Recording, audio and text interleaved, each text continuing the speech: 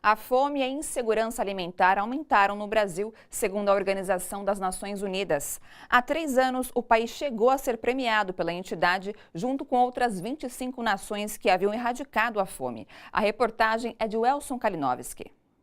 Em 2017, 5,2 milhões de brasileiros foram dormir diariamente sem se alimentar o mínimo necessário. Número que surpreende, se olharmos para apenas 3 anos atrás, quando o país foi excluído do mapa mundial da fome, após ter reduzido pela metade o número de subalimentados durante os governos do ex-presidente Lula.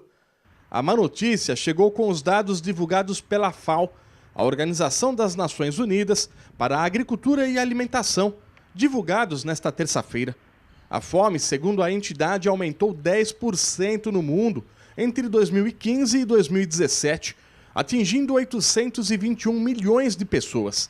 Mas no Brasil, o crescimento chamou a atenção, pois o país vinha na contramão do problema.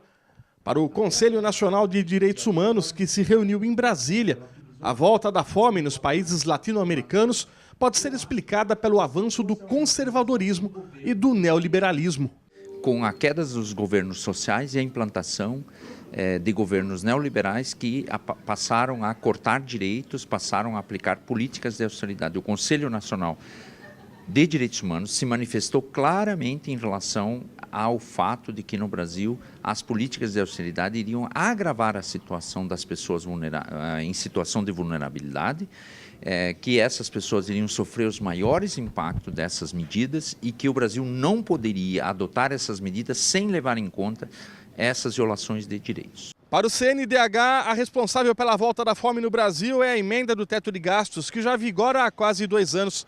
E a primeira solução é a revogação da medida, que cortou investimentos em políticas públicas, atingindo primeiro as camadas mais pobres do país. E, infelizmente, se ela não for suprimida do ordenamento jurídico, se ela não for derrotada nesse próximo período, ela vai trazer milhões e milhões de pessoas para o sofrimento e para as violações de direitos humanos. Inclusive, o aumento da mortalidade infantil que está se agravando cada vez mais no nosso país. É preciso acabar com essa emenda do teto de gastos.